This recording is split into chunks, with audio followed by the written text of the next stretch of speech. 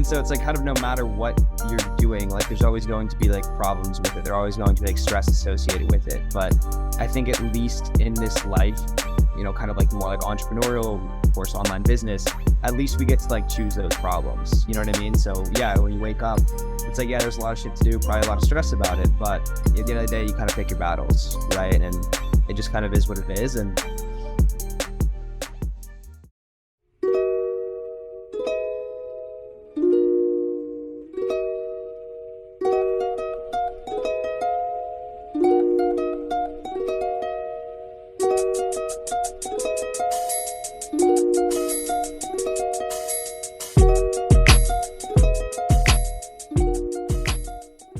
Right.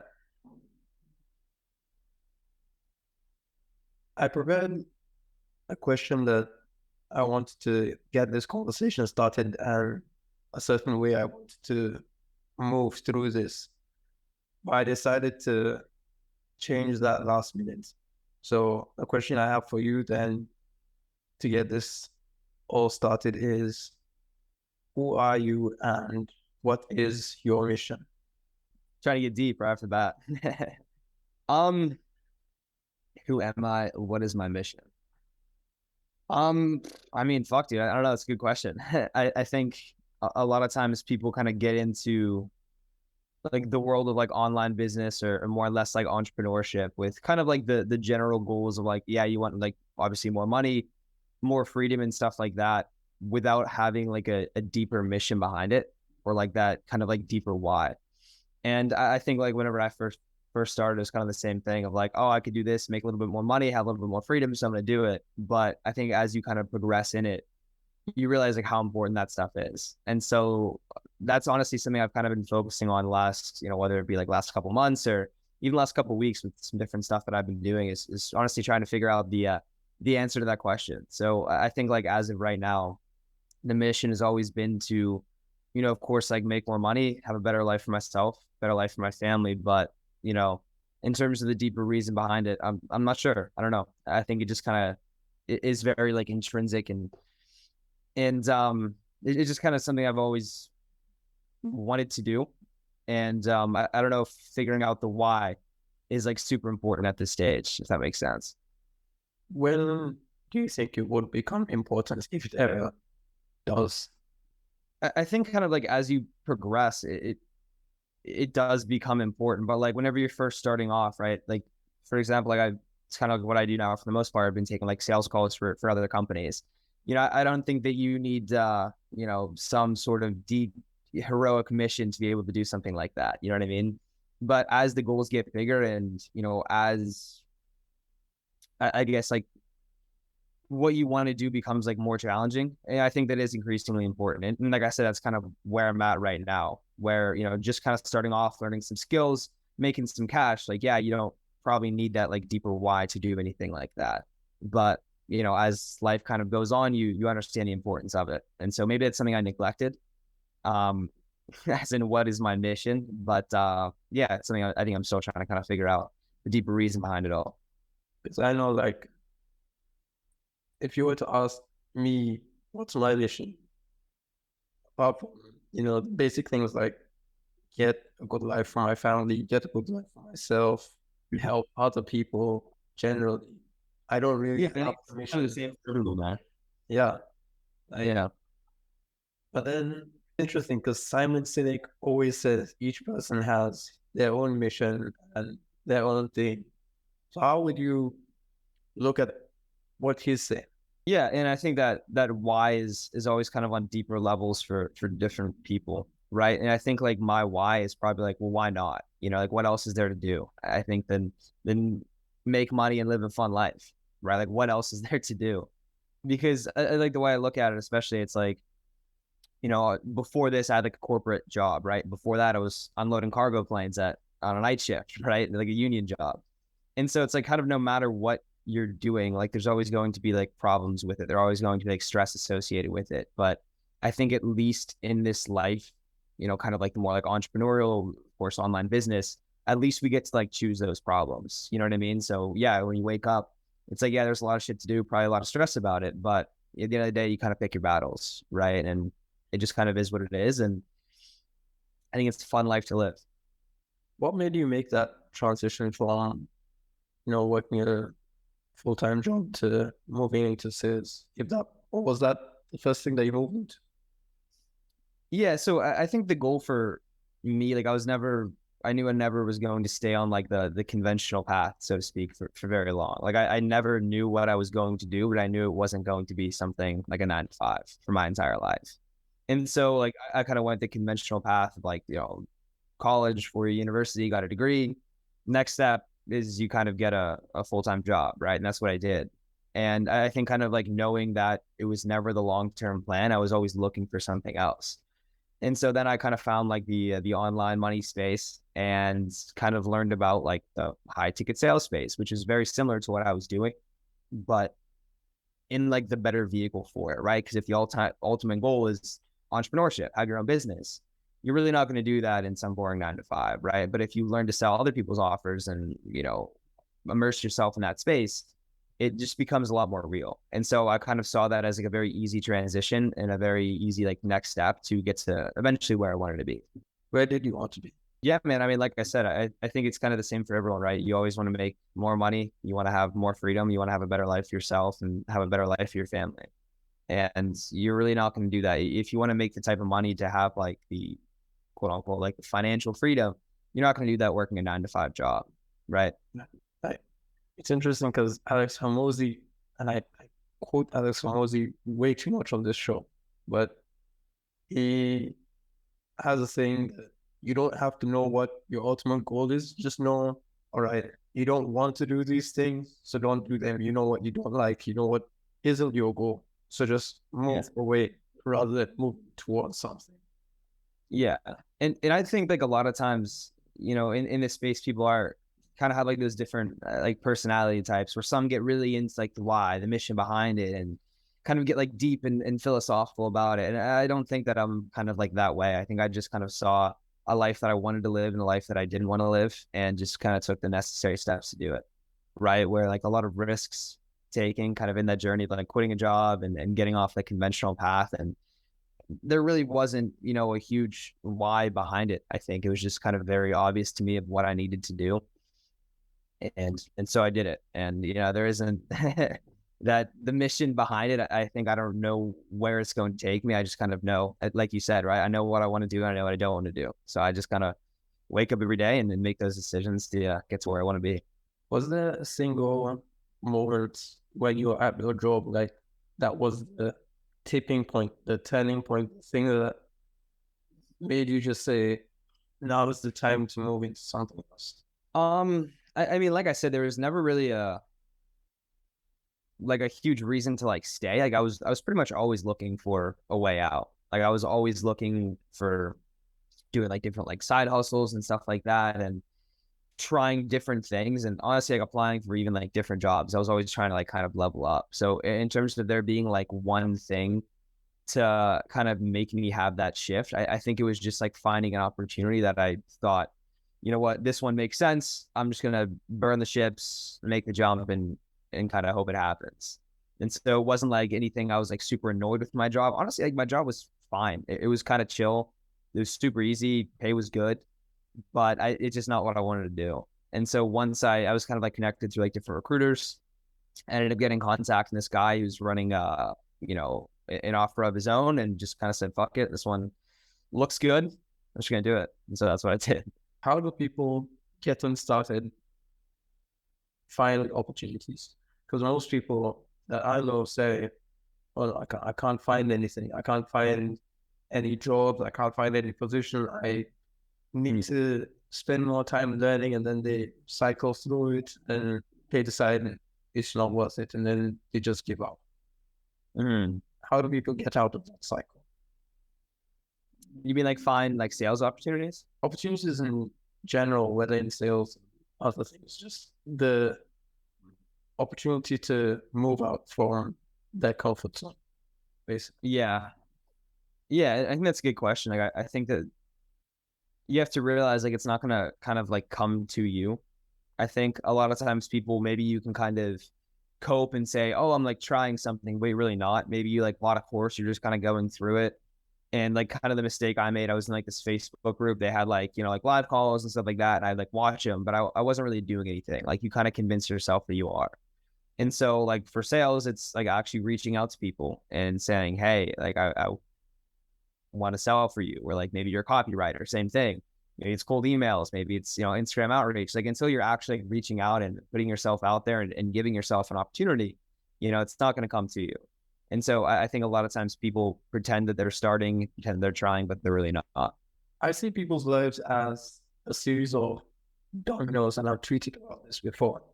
How you may pick, you may think of a domino, an event being good or bad. Like if you remove one of those dominoes, nothing else would happen. You won't be where you are. Was there any single domino that you didn't like, or like the most annoying domino in your life that you appreciate? Yeah, that's an easy one. It would have to be the really bad offers that I used to sell. It's always kind of like a necessary part of it is maybe selling like some scammy biz off or like just some agency offer. That's kind of okay, but it's just way too much of a grind and not making enough money. You know, I think like in retrospect, that stuff kind of builds you up in a positive way, which was like good, but it's such a rite of passage, right? It's such an annoying part of kind of like being in the online sales space is like wasting a lot of time on just not great offers. And so it's part of it, I think, but like, yeah, looking back, I wouldn't do that shit again. So how do you move out of those offers? How do you get better ones? I mean, I think for a lot of people, there's kind of like pros and cons to it where you can always kind of like bounce around super quickly, maybe like take a couple calls here for a week and then bounce around to another one and just kind of like spray and pray and hope something's good. But like the approach that I always took was like kind of spending time on them and like making sure I got really good at it. That way I can like leverage it into something better. And when I say leverage it, that can happen in a couple different ways, right? Of course, when you're doing outreach, different offers, you could say, hey, I closed 500,000 instead of 250,000, right? Way more experience. Say, hey, I've been closing for a year instead of 6 months. And in terms of leveraging as well, time in the space gives you a better network, right? And when you have that network, you have access to opportunities that aren't always available to everyone.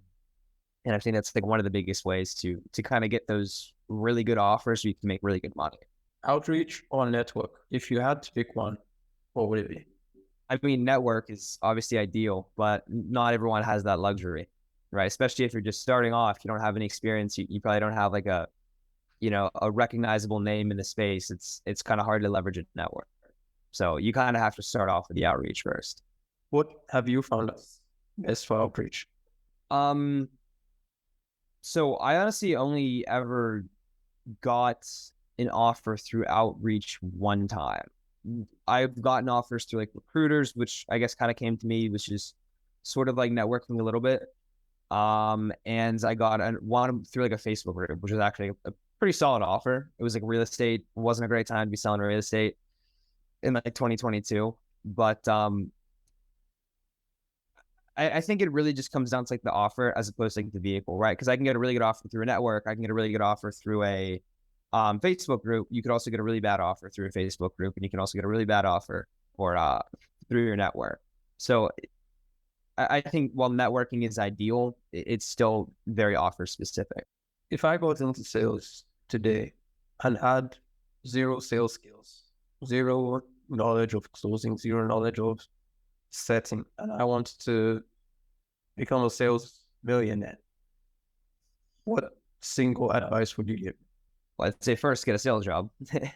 And then number two is obviously you have to, I think if you're just starting off and you have, you know, no knowledge or no experience or anything, I think it is important in that stage to kind of like immerse yourself in it. And that's when it's very valuable. Like read all the books, you know, take all the courses and just like really try to expedite that learning curve. But at the end of the day, it's like you could read all that shit, but if you're not taking sales calls, it doesn't matter. And so I think the goal is just to speed up like the iteration of that, where, you know, say you have a packed calendar every single day, you're taking calls, that's good, but you have to be learning from it. And so if you're able to, at the same time, be immersing yourself in that information, you could read all the books, take all the courses, learn like why you're doing those things and learn the sales calls themselves, you can learn to apply it, and then fix what works, apply it, and then stop doing what doesn't work, and just kind of speed up that iteration process through both actually doing it and actually learning about it.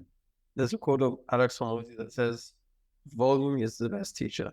If you want to learn something, just do more of it and iterate every time. Because, for example, in door-to-door sales, if you knock on each door, if you know nothing in sales and you knock on each door and just improve one thing about your pitch each time, eventually you'll start knocking on doors and closing each one. Yeah, exactly. So like, I always speak to people and say, learning is a constant process, not a step. You don't learn sales first and get good at closing, get good at sales, then you get into a job. You are learning at all times, while on the job, while not on the job. And you just keep improving, keep iterating.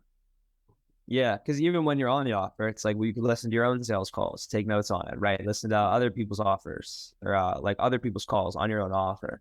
And again, just kind of speed up that learning process. I think it's very important. What do you think people get wrong about learning? Get wrong about learning. I think people go like almost super deep into like theories and lose what actually works. And I think you can kind of extrapolate that into, whether it's like politics or like social sciences, or like pretty much anything. But like in terms of like online business, in like sales especially, it's like you can kind of like say any like ridiculous objection handling tactic, or and like kind of justify it with like this like theory. Oh, it's because people like to feel this way and that's how you're doing it. But more times than not, if you actually do it, you realize like it doesn't really work. And I think you can make any short form content and post it, and like, this is what you should be doing on your sales calls. And maybe on the surface, like, oh, that kind of makes sense.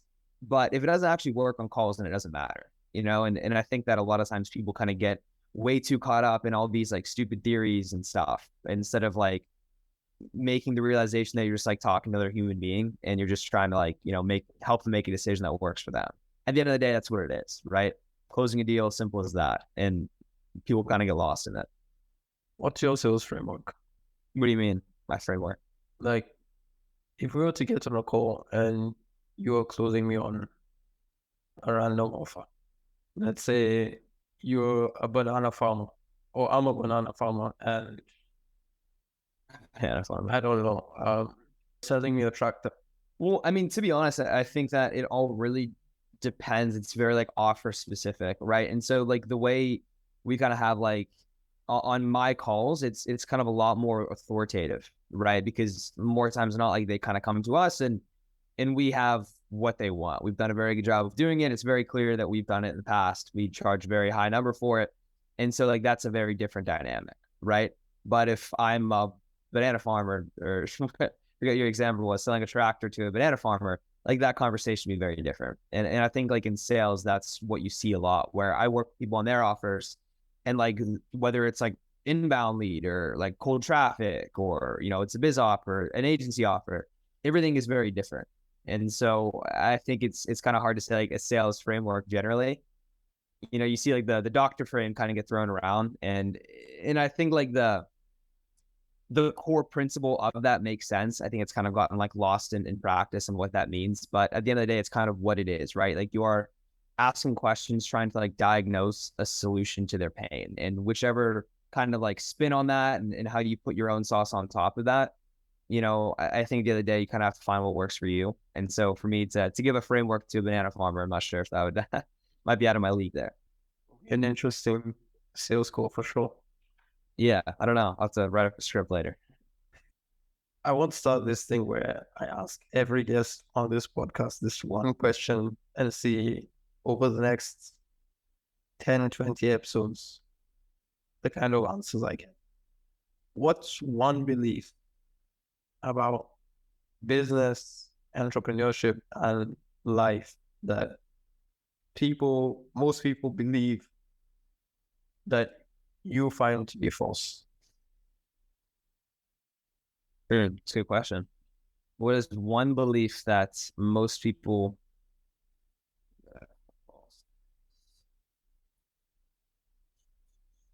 I'm trying to think. I don't know what most people think.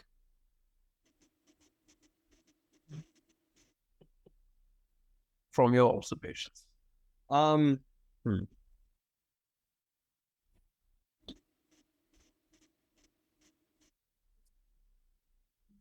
I don't know. I don't like know what like common I guess like beliefs are. Maybe I'm a little bit too inside my own head, but I'm trying to think of like what's kind of like common beliefs that I think is bullshit. I don't know. What's like a normal answer to that? I don't even know how to answer it. I don't know. This is the first time I'm asking. I won't start it now.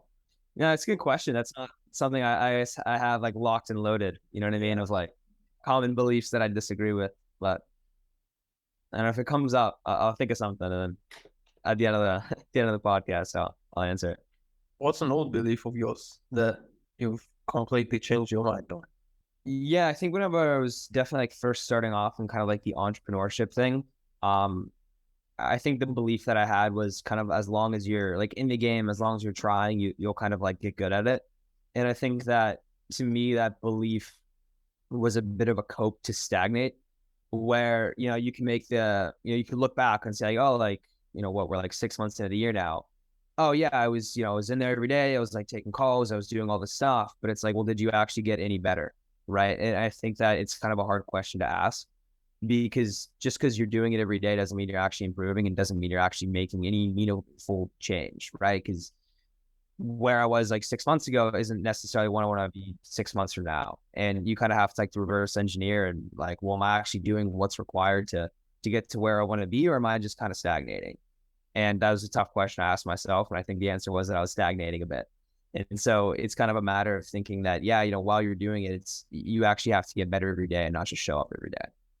Why do you think people stagnate? People like to cope because I see it a lot, especially on social media. People saying, "No, I'm doing my best. I'm trying my hardest, and I've been putting in the reps. I've been doing the inputs, but they just aren't working hard enough." And then they tell themselves lies. Tell themselves it's okay. Why do you think people do that? I mean, I think a lot of times people don't know like their own capacity. Like they probably think they're working hard, but they're probably not doing shit. Like they're probably thinking, oh, I worked on it all day. It's like you probably sat on your phone scrolling Instagram half the day, right? But you just kind of like think that you actually did shit. And I think it's like very prevalent, especially like the online space where it's like, you kind of have a lot of freedoms to it, right? Like no one's really watching over your shoulder for the most part. But so you can like kind of sit there and tell yourself you're trying, but like you're actually not. People levels ahead of you are doing probably a lot more work than you. And that's why they are where they are. And it's just kind of a matter of like assessing, well, am I actually doing, like I said, kind of like reverse engineering it. It's like, well, what do I need to do to get to where I want to be? Okay, am I actually doing that, or am I just kind of like sitting around and hoping that it happens for me? And again, like I've kind of caught myself in that same situation where maybe you're selling an offer that you don't really want to be selling on anymore, and you're just kind of like sitting around complaining at it. And it's like, okay, well, in order to get out of this situation, I actually have to like do outreach. I actually have to like, see what's going on in my network, see if there's something else I could be doing. And I wasn't doing those things. I was sitting around and complaining. And I think until you actually take action to kind of get out of your situation, you're always going to cope that way. Is there any particular action or thing that you do to get out of those? I think when you're kind of in ruts like that, at least for me, where I've found myself in that position, I think and it's kind of a tough balance, but it's almost like cutting way too much stuff out. And it's almost like focusing way too hard, but in like a more narrow-minded type of way, right? And so I can kind of like think of like specific spots in my life where I kind of felt very stuck and I felt like I was stagnating. A lot of times then I wasn't really like exercising as much. I probably wasn't eating right. I probably wasn't like sleeping right. And I think I kind of got caught up way too much and like, oh, like taking a ton of sales calls and taking like just reviewing my own calls. Like, why isn't this working? And you're like way too like narrow minded. But if you kind of zoom out, like go to the gym, maybe go for a walk, get a good night's sleep, eat right, feel right, meditate. If you're kind of into that, you can kind of zoom out and have some perspective. And it's like, oh shit, like it's just this offer sucks. I need to go get a different one. And it becomes very clear in moments like that. But I think you just kind of have to, I guess, have like those foundational pieces. And I think it's different for everyone of kind of like what gives you more perspective and just, what makes you feel better? Would you say that self-perception, self-awareness is a crucial skill? I mean, yeah, 100%. I think that's a skill everyone probably needs to work on more. But especially again, kind of like going back to you're in the online space, the entrepreneurship space, right? It's like no one really gives a shit. Like no one's watching over your shoulder. No one's really going to make you do anything. And if you're not like self-aware enough to understand if you're actually doing stuff, if you're actually improving, you're actually getting better, you're actually doing what you need to do, no one's really going to check you on it. You have to check yourself. And I think the faster you can do that, the less time you waste. Because I find self-awareness incredibly important and self-perception. I mean, maybe self-awareness is a better way to frame it. Like being able to understand even the smallest subconscious thoughts and to recognize them and to notice them, like when a sudden quote just comes in and there's some that come in really quietly and you don't even notice them. But Yeah. being able to notice them and say, no, like, this is bullshit. This is an excuse. I have to go back and do work. Like, I'm telling myself that I haven't done any work when my mind is telling me you have. And you recognize that. I find that a crucial skill that Yeah. everyone needs to have. Yeah, that is very important. I think that's kind of where like meditation kind of comes in, right? Being like very aware of your own thoughts because I'm sure you're probably in a similar position. But like when I was like kind of first starting out, like if doubt creeps in and you're not like very aware of it and you don't like tackle it head on, and like it can kind of like fester in your mind, and it starts to lead to, oh, I have a bad thought, to I'm in a bad mood, to had a bad day, to a bad week, and then you're just in this rut for months where you just kind of have this weird self-doubt for yourself. But if you don't like identify and be like, oh, that's interesting, I experienced self-doubt today, that's weird, I wonder why. And if you don't like actually have that awareness to like notice it, it can kind of it could lead somewhere very bad for sure. Like the 18 times that I'd just be on a trail of thought. And then I'll suddenly stop and I'll be like, nope, that's bullshit. I lied to myself right there. Yeah. I'm gonna go back and restart. And just having that ability to notice even the slightest thoughts and where they come from, it's transformed me in sales, in business, in life in general, relationships, everything. Mhm. I think it's hard for a lot of people to be honest with themselves like that. Yeah. It's like, oh shit, I was coping right there. Just kind of like check themselves on it. I think it's hard. To me, if everyone had a high level of self-awareness, I feel that most problems that people have in terms of coping and laziness and inaction, and I mean even in terms of hitting their goals, I feel there won't be that many problems because people who haven't achieved their goals would notice the things that they would notice themselves falling. They'll notice when they hold themselves back. That makes sense. Yeah, and I think a lot of this stuff, and I can kind of, I guess, like tell the way you think about things. It's for like that foundational level of like mindset.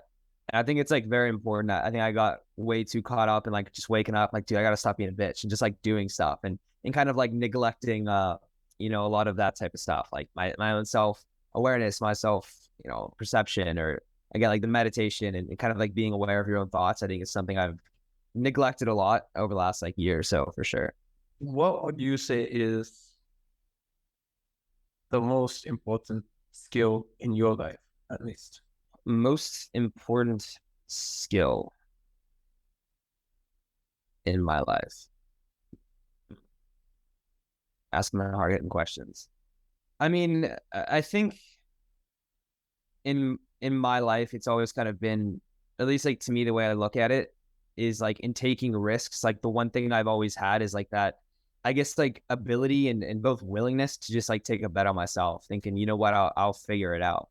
Because, whether it be from like quitting a corporate job to getting into like the more online stuff versus like, other risks I've taken and things that I've started, it's always been that, you know what, I don't really know what I'm doing, but like I know myself and I know that I'm going to figure it out. And I think that's like very important because if people don't have that like belief or like that, I guess like skill to do so, they're really not going to do anything. They're just going to, again, stagnate. They're just going to kind of proceed living a life that they don't want to live because they, aren't going to take the risk because I think that underlying belief in their head is like they can't figure it out. And so I think that's always something that I've been, I guess, like appreciative and to some extent like aware I feel that way, right? It's like I'm gonna do this, it's gonna be tough, but it doesn't matter, I'll figure it out. It makes sense, it's what I'm gonna do and see where it goes. How important is that? Being able to work through pain when you don't want to do something, still doing it. I mean, I think it's extremely important, right? Because if you didn't do that, you wouldn't work through the pain, you wouldn't work through things you wouldn't want to do, and then you just kind of end up living a very complacent, comfortable life, you know. And so I think like a lot of times people just don't have that confidence in themselves to think, you know what, I'm going to go into this unknown venture and figure it out. It's going to be hard, but I'm going to do it anyways. And if people don't think that way, they're not going to do anything. Why don't people have that confidence? I don't know. I just think it sucks to say. It's kind of like the world we live in, right? It's just like you kind of have this maybe conventional path lined up. You scroll on TikTok 8 hours a day. Your diet's full of poison. You don't exercise. It's like, well, why would you feel good about yourself, right? Why would you have confidence to do anything if they've never done anything before? And so maybe like for me, a lot of it comes through like maybe sports and stuff, kind of like growing up to have that confidence. And as you go through life, I think you try to like reaffirm it through different things and through different ventures. And if, people don't really have anything to base it off of, then it's just, they're just kind of like an average person, just doing average shit, right? Never going to take a risk because they just don't think they can do it. Reminds me of another quote from Alex, where he says, confidence is having a huge stack of proof of what you can do, outwork yourself out. I'm not sure you've heard it before, but that's to me what confidence is. Like, it doesn't matter if you're scared of hopping on sales calls and nervous before sales calls. Like almost every sales guy has those moments where they're nervous. But like if you, have like a 70% close rate, you're going to be naturally confident on almost every call. Yeah, 100%. And even like the offer that I'm on, it's funny. Like I've had calls with I hate to say like celebrities because people maybe have like the wrong impression, but like very well-known people, kind of like the Instagram celebrity type of people, and people that I've watched on podcasts kind of growing up. Like I've had sales calls with them and I've closed them on like 6-figure deals. And so every other time I get like a big name person on a sales call, it's like I have that confidence. Like, bro, I've done this before. Like I can do this. I know I can do it. And you have that confidence kind of going into it. Where again, like using that as an example, if I had like a person I've seen before that I maybe like follow on social media that I was like a fan of to some extent, and I have a sales call with them, like I'd be nervous. I'm like, dude, I don't know if I can do this. But the fact that I've already done it, it just reaffirms that and saying, you know what, just that type of guy, I can do it. I like having the mindset of the just another Tuesday, just another Thursday, whatever the original thing is. Like a sales call is just a sales call.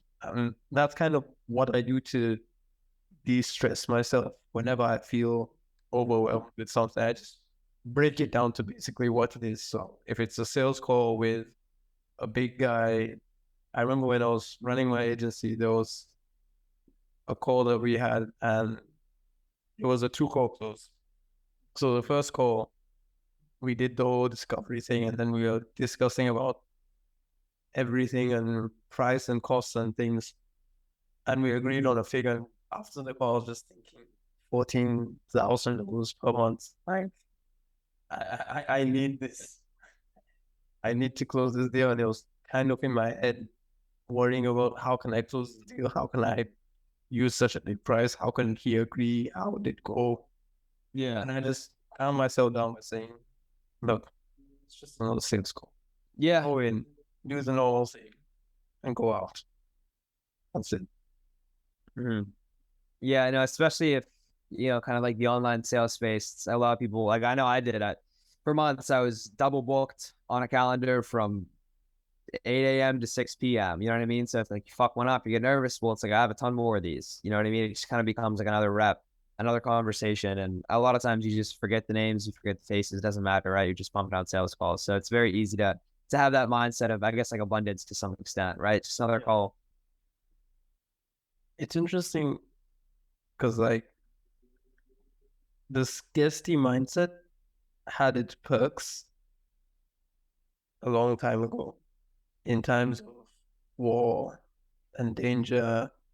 And if you think of like prehistoric things and caveman, that's when scarcity mindset would have its help keeping food for the family, keeping food for the tribe.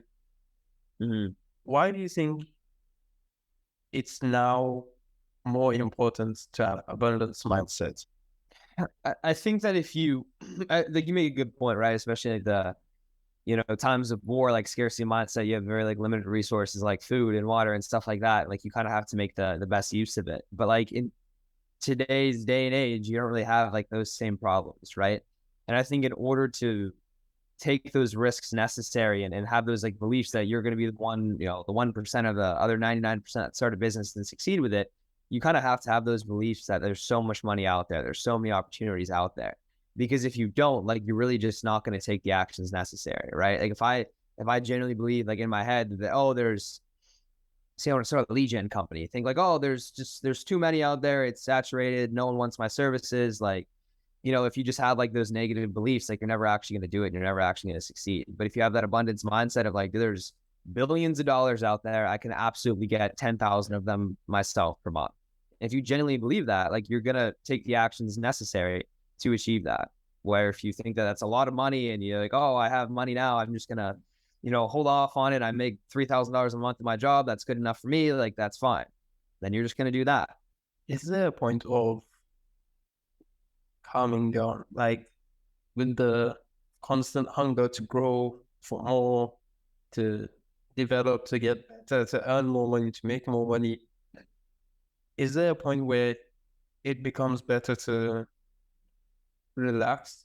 Yeah. I mean, I think there's always important times to disconnect, right? And I'm definitely not at the point where I'm like happy with the money that I'm making enough to just completely, kind of like fuck off. But at the same time, I did also just take a month off traveling. So I wasn't doing a whole lot.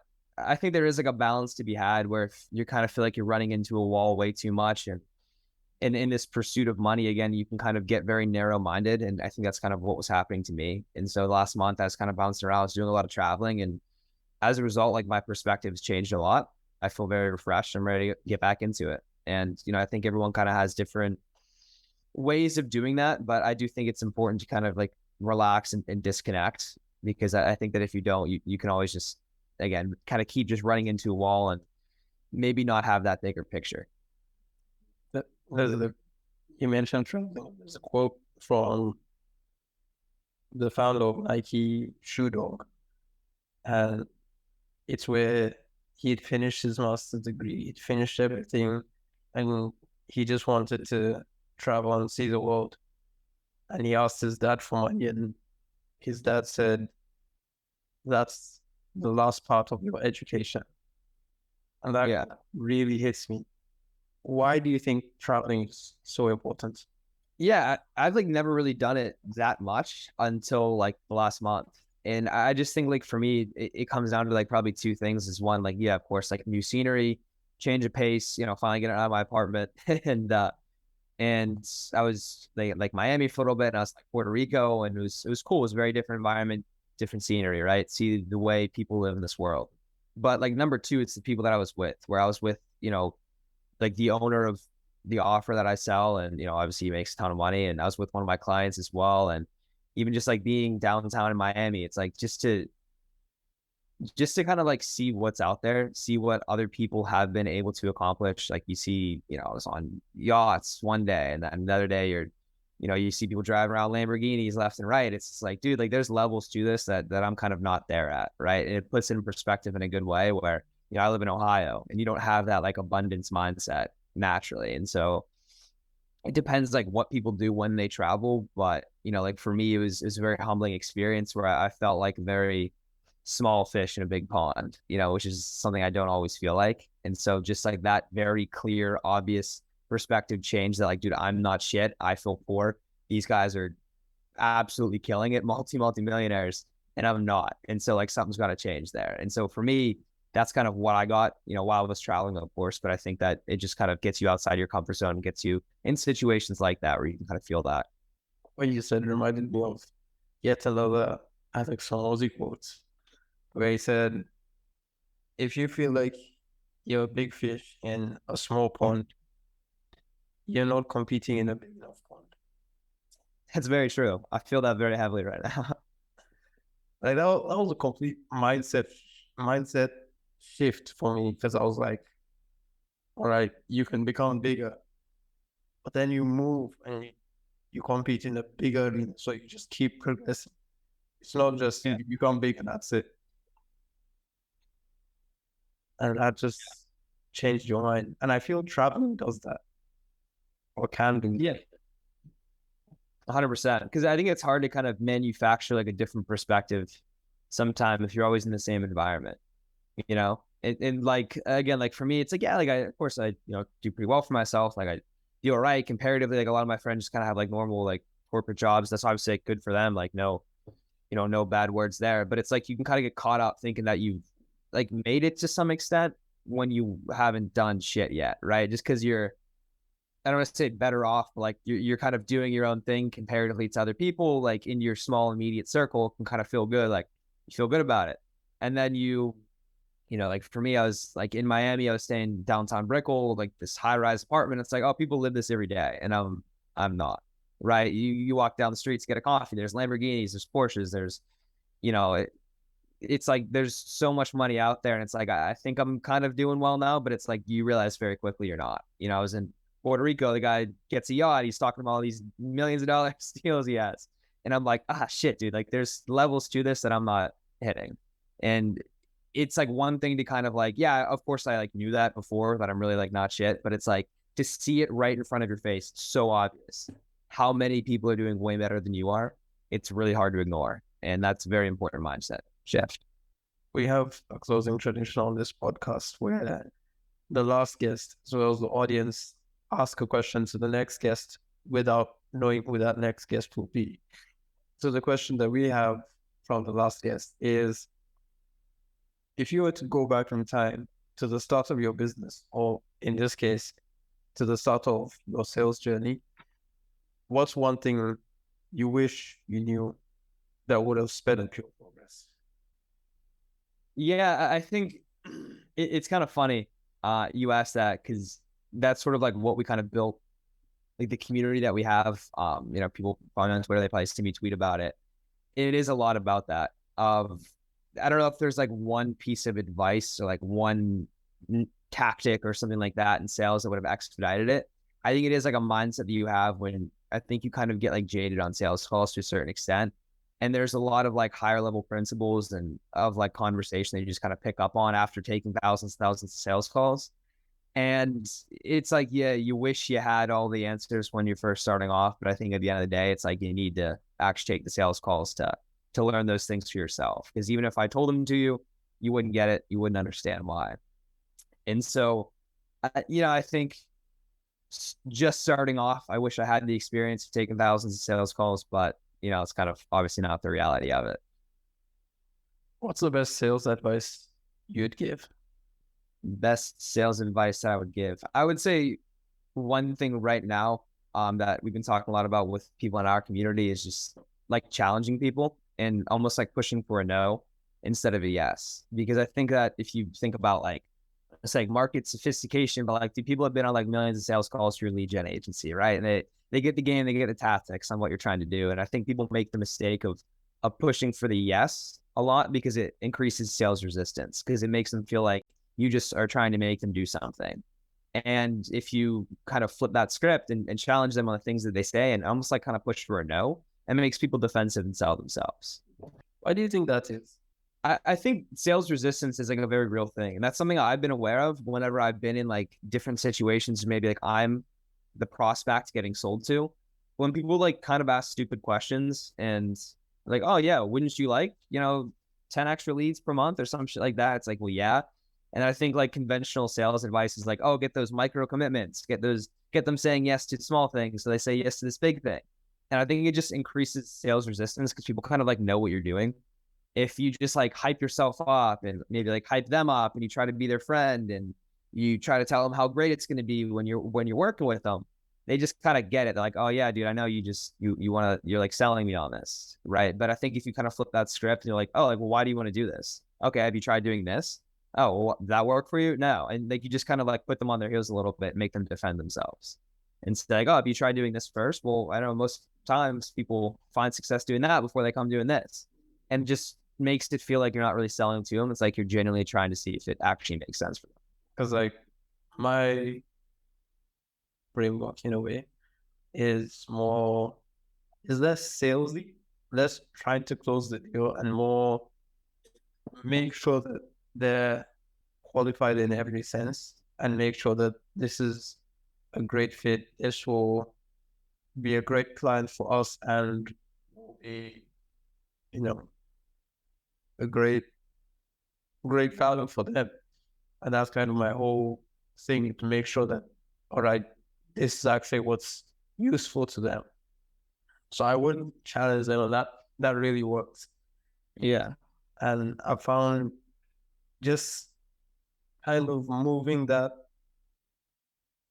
me versus you thing in sales, because that's just naturally there. Sales always feels like a fight. And just Yeah. trying to move that to the side always makes it easier, at least in my experience. Hmm. Yeah. Like I think like the again, like kind of like your question earlier, it's like I forget what the question was, like kind of my answer. It's like people get caught up so much in like theory as opposed to practice. Where like theory is, oh yeah, if you get them saying yes and agreeing with you and liking what you have to say, it's like they're gonna say yes at the very end. And I think like yeah, in theory it makes sense. Like you want them to agree with you, but like in practice it doesn't.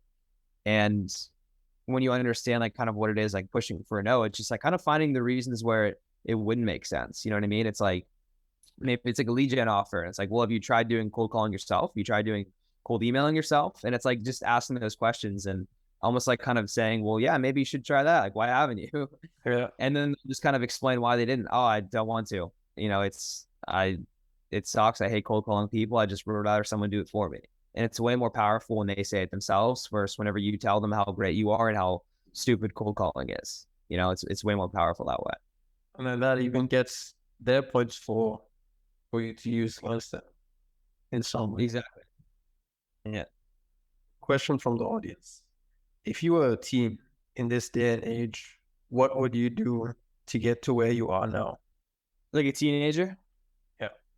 Yeah. I mean, I think that's kind of the beauty of the online business world. It's like you just kind of need to be a hustler and that's about it. Where like I know people like 17 years old on like on sales teams, right? And so I think like teenager depends how old or young you are, but like even my offer had like high school kids, just like Instagram DMs, stuff like that, generating traffic, generating sales calls, make money from it. And so I think that's like such a low barrier to entry place to start. And then from that, maybe you do that for a little bit. You're making more money than all of your friends working part-time jobs or full-time jobs in high school. And then by the time you're done with that, you already probably have a really good setting job or a really good closing job lined up. Because like things we talked about earlier, it's you have a lot of experience, you have a lot of network. And so doing stuff like that is just so low barrier to entry. You accumulate skill sets way sooner. And so by the time you're like my age, you have a lot more experience under your belt than I did. And even stuff like, dude, like e-com, you could always try like drop shipping. I think it's probably not going to make you millions of dollars drop shipping in high school, but it's definitely possible. You know what I mean? I think accumulating different skill sets, learning what you like, learning what you don't like. So by the time you're done with high school, you're done with college, it's already under your belt. I would advise just find something you want to do and do it. Like actions, take action. If that's sales, if that's drop shipping, if that's copywriting, whatever it may be, just find something you want to do it. Because as Alex always says, you have no doubts. Yeah, there's nothing to lose at that point. Yeah, yeah, there's nothing to lose. If you get into sales and you can't find a job, well, you didn't have a job before. You didn't lose anything. If you get into dropshipping and you don't make any sales, you didn't lose anything. Yeah. you actually gain knowledge. You know what doesn't work. You know what mistakes you make. So I feel that there is no downside of action, Yeah. but it's interesting that when people have no downside, they don't do anything. Yeah. Cause there's like no reason for them to actually do it. You know, they're just kind of cool either way, which that's definitely very interesting. And I was thinking about this the other day too. It's like, there's always, once you kind of leave that conventional path, there's always like that one point of like you drop out of college, you quit a job or something along those lines. But it's like, dude, when you're in high school, it's like you don't have that problem. Like you're perfectly fine. Like say you're a freshman in high school, you really want to get into online business or entrepreneurship. Dude, I mean, realistically, you have 4 years of probably living at your parents' house, like doing the normal stuff. It's like you can put all that time and energy and effort on the weekends and probably during school, depending on I didn't do shit in high school. And then like at night after it. It's like, dude, you have so much time and like so much risk-free time to build, right? But I think people kind of, like you said, take it on the inside, like the inverse of that, of like, I have all the time in the world, don't need to start now, you know, which is interesting. Why don't you think people take advantage of that?